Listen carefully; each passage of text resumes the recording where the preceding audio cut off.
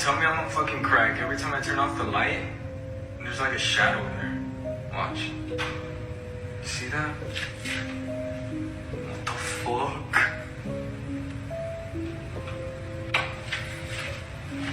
What the fuck? Tell me I'm not on fucking crack, dude. Hell no. What the fuck, dude? I'm out of here. What do you think? Could that be a spirit, or is this guy just tripping? Let me know in the comments below. If you see a skinwalker's face, they have to kill you if you don't know who they are to keep you from finding out. We'll discuss that later. They can blow corpse powder into your face. It's deadly. Your tongue turns black, and you'll have convulsions until you're dead. They eat human flesh. There's many ways they can kill you. Follow for part 4. These are the scariest places on Earth. Part 1. The Sedlec ossuary is located in Sedlec, Czech Republic. It's a cemetery that's covered from head to toe in the bones of the dead. The reasoning behind this is that the Sedlec ossuary was considered a holy place. So when people passed away, it was widely believed that they would be brought closer to God if they had their bones harvested and placed within this cemetery. Within the cemetery, there's even a chandelier that contains all 206 bones within the human body. The Winchester Mansion was the personal residence of Sarah Lockwood Pardee Winchester. She was married to William Winchester and was the heiress to the Winchester fortune. I just said Winchester like 10 times. This was a 24,000 square foot mansion that was constructed in an extremely odd way. Within this mansion, they had doors that led to nothing, staircases that led to nothing, rooms with no doors. And it was stated that the only person that knew how to navigate through this house was Sarah herself. And the legend behind why this house was built like this will haunt you. It was stated that Sarah was being haunted by ghosts. So she had the house constructed specifically in a way that if any ghosts were to get inside of the house, their souls would get lost forever. I hope you enjoyed this video and left a like, and I also hope you think about this video before you travel next time, because she must have been out of her head.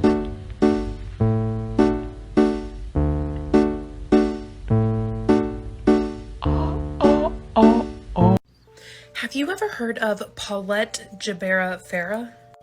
Paulette was born in 2005 in Mexico City. She was born 25 weeks early, and so since she was so early, this did leave her with some mental delays. And if that's not the proper way of saying it, please educate me down in the comments. Paulette was born into a very wealthy family. The family lived in a very nice apartment in Mexico City that had cameras everywhere. They had a driver, and they had several nannies and maids that would help them keep the house going. The family also had a vacation home that was about 2 hours away, and they would spend most of their weekends at this vacation home. One weekend in March of 2010, it was no different. The family went to their vacation home for the weekend and then came home when the weekend was done. They put their kids to bed, and the next morning was March 22nd of 2010. The nanny came into Paulette's room that morning to get her ready for school, but she couldn't find Paulette anywhere. She walked into the parents' room to see if maybe Paulette had gone to sleep with her parents during the night, but Paulette wasn't in her parents' room either. The family and their nannies started searching the apartment frantically looking for Paulette, but she was absolutely nowhere to be found. So they eventually called police thinking maybe Paulette had been kidnapped. A massive search ensued looking for Paulette everywhere, but they couldn't find her. Friends and family came into town to help look for Paulette, but there was no sign of her. Police even went through security tapes from the apartment, but they realized that nobody had left the building at all the night that Paulette went missing. One of Paulette's aunts even came into town and spent the night on Paulette's bed. And nannies were continuing to do their daily jobs. They would make the beds daily, still do all the laundry, like everything was still going on in the house. And Paulette's bed was actively being made every single day. This is important later. Police decided to use cadaver dogs in Paulette's room, but found, again, nothing. The dogs led them nowhere. Paulette's family started doing TV interviews and started begging anyone with any information to come forward. They even raised a lot of money to give as a ransom. But still, no one would come forward about the whereabouts of Paulette. And I'm going to go to part 2, but it'll be up and it'll be down in the comments. Stop what you're doing, there is more breaking news in archaeology. Archaeologists have discovered the remains of 2 new individuals at Pompeii, except they weren't killed by the eruption. The 2 men, believed to be in their mid-50s, were discovered in the storeroom of a Roman apartment block called an insula. Now, if these men weren't killed by the volcanic eruption, then what were they killed by? Before Mount Vesuvius erupted, the area had been plagued with earthquakes. The most significant of these was in AD 62, during which many temples and important buildings were destroyed. At the time of the volcanic eruption in 79 AD, building works were still ongoing to repair the damage. It was during one of these earthquakes, close to the time of the eruption, that these men sought refuge in the building, and unfortunately, the wall collapsed upon them. One of the men had his arm raised in a futile attempt to protect himself, and both suffered numerous injuries, including fractures.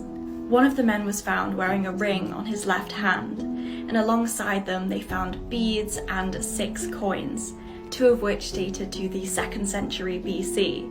Now, this isn't a surprise because coins were in circulation for decades and even centuries in the ancient world. Currently, only 2/3 of Pompeii have been excavated, so as you can see, there is so much more to find. So I always thought no one ever dies at Disney. Like, even if something horrible happens, they get the person off the park so they can always say that no one's ever died there. But then I found out not only is that not true, but a law firm has compiled all of the incidents. I'm going to share a few of them with you, but if you're interested in stories like this, make sure you follow the podcast because tonight's episode's just going to be these stories. So 2 of the park's worst accidents have both happened on the Matterhorn ride.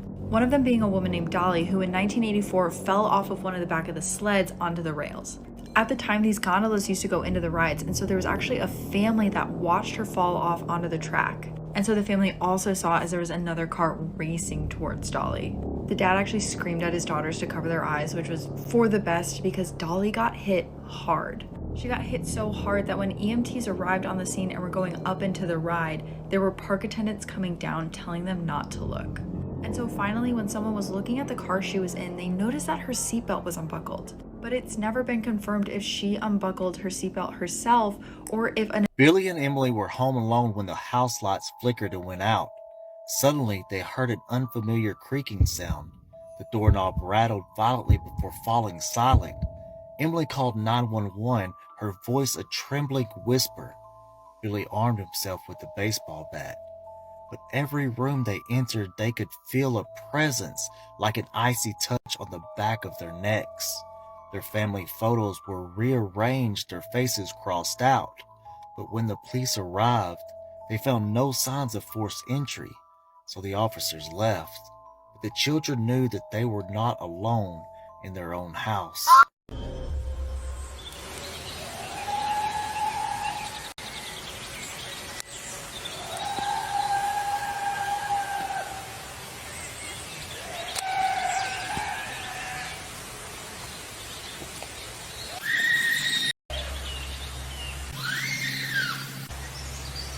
To kurwa je.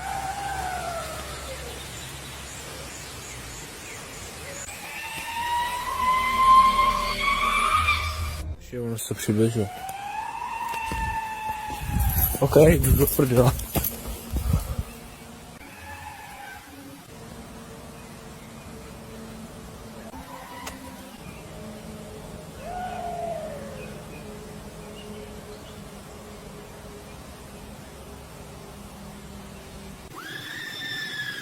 OK, jdu do piči.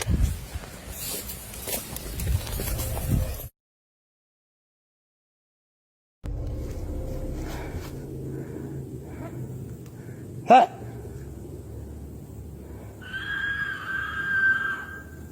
Oh God.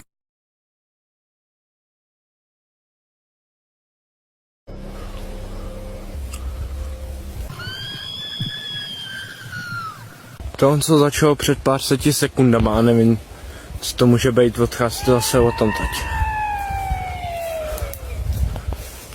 Ale hrozí nás. Pořád mě to pronásleduje.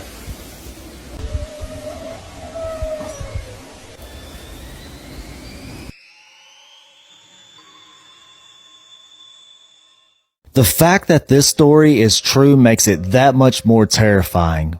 A young mom was walking down a dark street with her 2 kids. As they stroll along, a stranger approaches them and starts talking about their Christmas plans. Well, this is where things turn creepy. Something didn't feel right to the mom, so she picked up her pace, but the man kept asking about their house. And when they were only 10 houses away, he asked a even more horrifying question. Is your dad home? That night, the dad was actually away at a conference, and the little sister quickly told the man that he was not. And when they reached the front yard, the man rushed towards their door, speaking in a creepy but sweet voice, asking, "Can I see the decorations?" The mom locked the door, feeling him push from the other side. They could still hear the man pacing and knocking outside. The mom called her husband, who immediately rushed home, but when he got there, the man was gone. Part 2 of the sleepwalking murder story. As I said, friends and families were completely shocked. Scott and Yarm had been married for 20 years in a seemingly perfect marriage. The kids said that they never fought. Family and friends said that they never complained about each other. Even when Yarm's friends were saying oh, my husband's so annoying, she would never join in. She would always say he's a really good guy. There were no financial issues. There was no affair going on. So what happened? January 16th, 1997, the day it happened, was a completely normal day. Scott was a little stressed from his job and all his responsibilities, but he was still treating everyone as normal and acting normal. That evening, he was pretty tired, and Yarm asked him to fix the pool filter. It was around 9 p.m. at this time. He was tired, but he went anyways. He fiddled with it for about 30 minutes, and it wasn't working. He was getting frustrated, and he was like, you know what? I'll do it tomorrow. We've all been there. Yarm is watching a show on the couch at this point. It's around 9:30. He passes her, and he's like, I'm going to do it tomorrow. I'm going to bed. And she was like, okay. So how did she end up dead in the pool an hour later? The whole interrogation tape is very strange. Scott is clearly completely confused. He has no idea what's going on. And he says, is she dead? And they're like, yes. And he goes, oh, you think I did it? And they're like, we know you did it. We have a witness who saw you do it. And remember the super pristine white pajama top? Well, they realized he had blood on his neck. Here's that clip. I didn't know there was blood on me.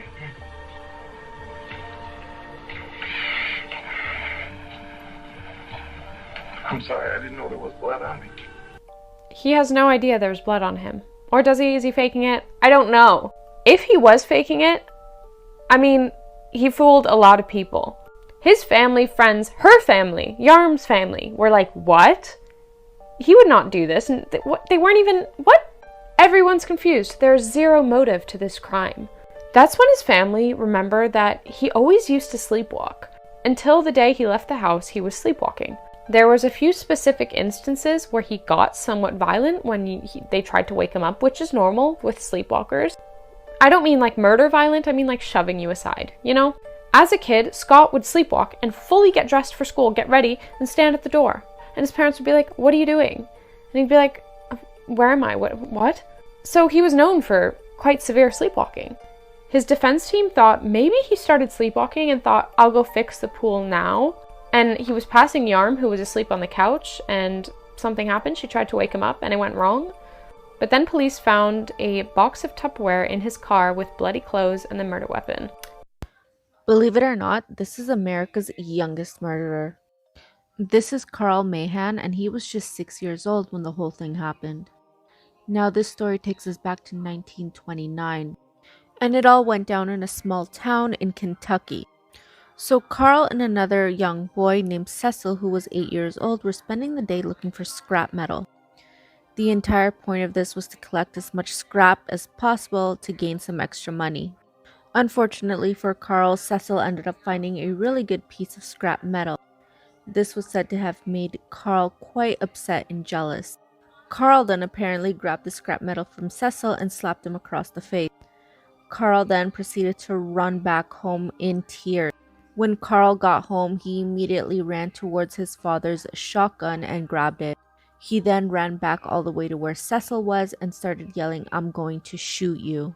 And that's when little 6-year-old Carl pulled the trigger and unfortunately took Cecil's life.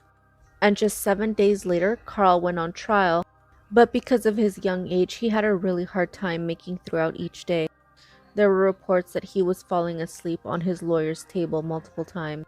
At the end of the trial, the jury deliberated for only 30 minutes before coming back with a verdict of guilty, but it was for manslaughter.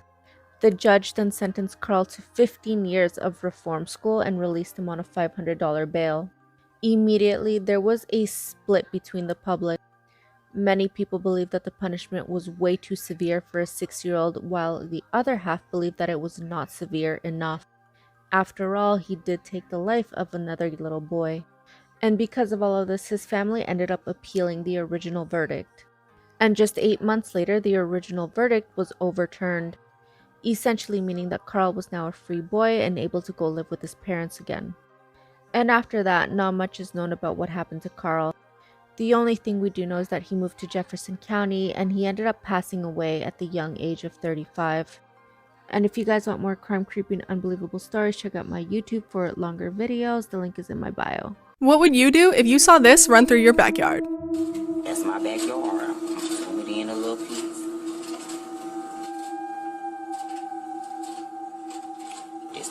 This is the exact spot that I just...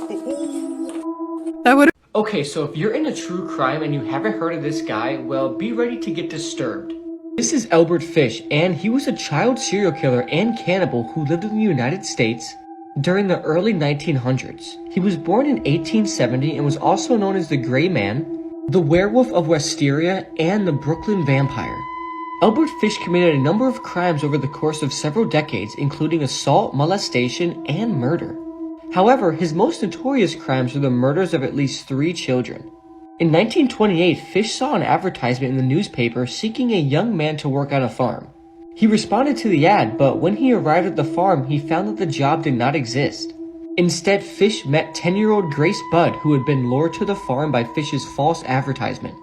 Albert Fish convinced Grace's family that he was a reputable businessman, and he gained their trust enough to convince them to let him take Grace to a party. Albert Fish then took Grace to an abandoned cottage in the woods where he proceeded to torture and kill her. He later admitted to drinking her blood and eating parts of her body. In 1934, Albert Fish sent a letter to Grace's mother in which he described in graphic detail how he killed and ate Grace. The letter was traced back to Fish and he was eventually arrested.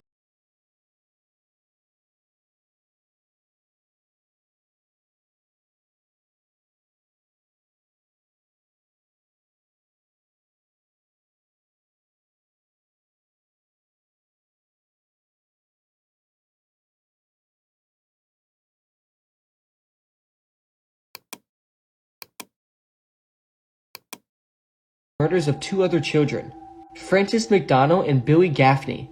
He also admitted to molesting over 100 children. Fish was found guilty of murder and was sentenced to death by electrocution. He was executed on January 16, 1936. Things that bother you, they never bother me. I feel happy and fine. Living in the sunlight, loving in the moonlight, having a wonderful time.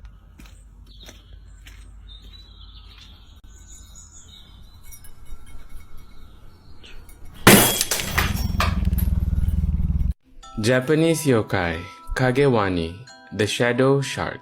Kagewani are large predatory fish. They lurk under the surface of the water, waiting for human shadow to fall upon the water. The Kagewani will eat that person's shadow in a single gulp. When the shadow is eaten, the owner vanishes as well, never to be seen again. The word wani today means crocodile. Originally, it was referred to any kind of sea monster. In folklore, sharks, large fish, and even dragons are also called wani.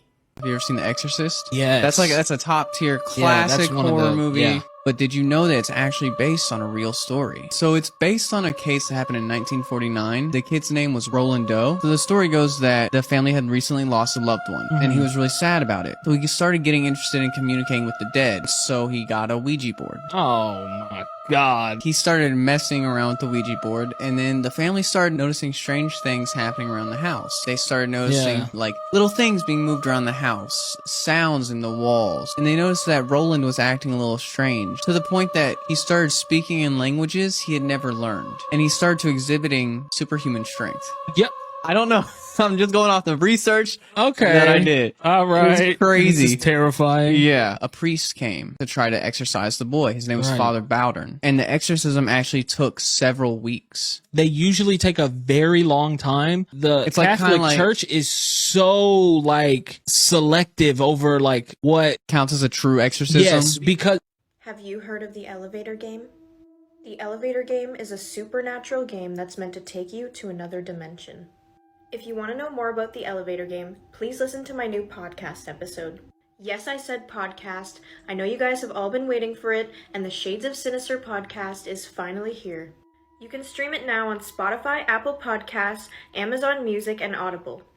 Just click the link in my bio and then click the podcast link and pick whatever platform that suits you best. Scary TikTok videos part 70.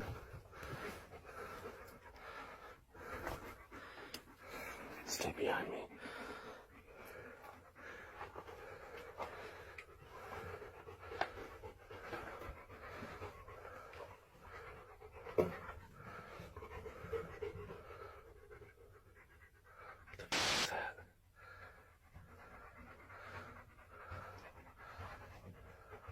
Oh shit. Go. Come on. She went missing at the age of 9 but was found 6 years later because of this show on Netflix. In 2017, Ryan was granted full custody of his daughter, 9-year-old Kayla Unbehan, but Kayla was later kidnapped by her own mother during a visit in July of that year. Kayla's mother, Heather, completely went off the grid and no one could locate both of them. Until 6 years later, on May 13th of this year, Kayla was recognized by a store worker at Plato's Closet. This happened in Asheville, North Carolina, when this worker apparently watched an episode of Unsolved Mysteries on Netflix only a few days before. Kayla's story was featured on Netflix only less than a year ago, and these were some of the images that were sketched of her before and her potential after. Kayla's mother was arrested and faces child abduction charges, and Kayla is now— This woman accidentally helped a young girl get kidnapped.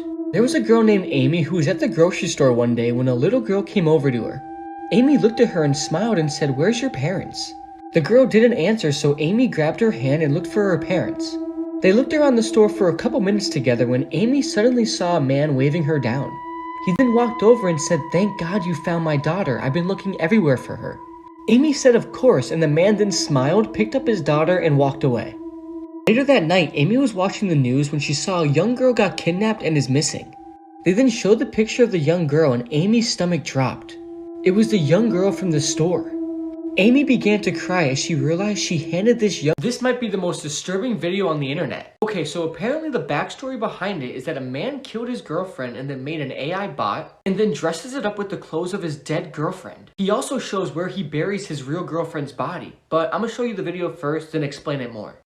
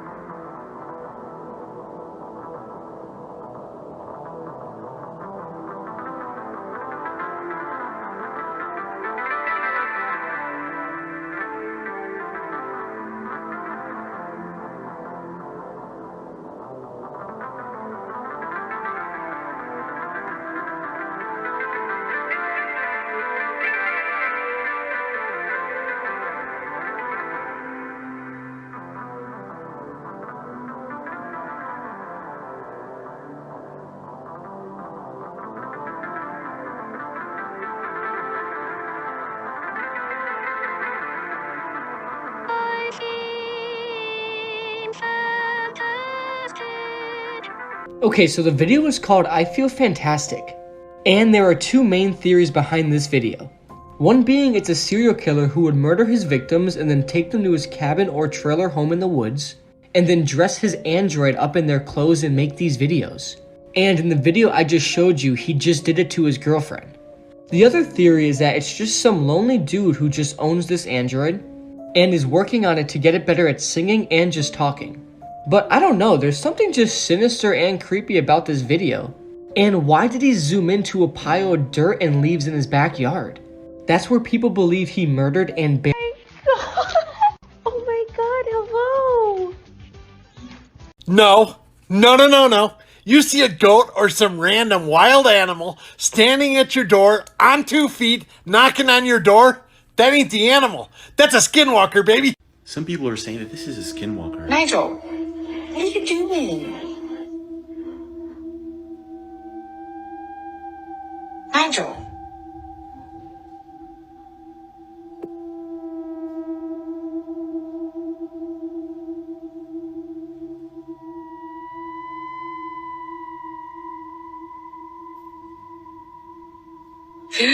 Scary facts that will make your skin crawl. Chimps don't attack to kill.